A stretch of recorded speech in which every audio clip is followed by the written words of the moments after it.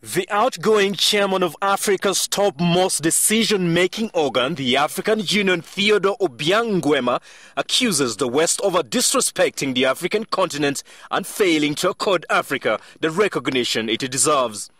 President Theodore Obiang Nguema referred to his one-year reign as chair of the African Union as a turbulent year when Africa went through revolutions. Nguema slammed external interferences on the African continent, saying that they had elements of being disrespectful in the eyes of the African leaders and the people in general. I'm highly disillusioned because I've just discovered that Africa and the African Union as a body is not respected. It's not given the recognition it is supposed to be given. Addressing the media in the Ugandan capital Kampala, Obiang Nguema called on the West to let Africa determine its own future and desist from applying double standards and manipulating the continent for their own selfish interest. Obiang Nguema also warned Uganda to guard the newly discovered petroleum against Western influence, whose interest in the sector is deemed unfriendly in the progress of Africa.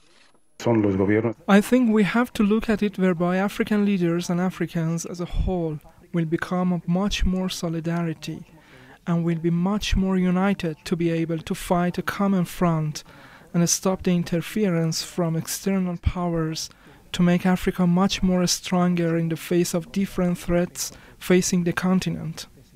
George Barenzi is a senior lecturer of international relations and diplomacy at Nkumba University, Uganda. In terms of offering what is known as African solutions to the African problems, the African Union has not demonstrated that ability effectively to date.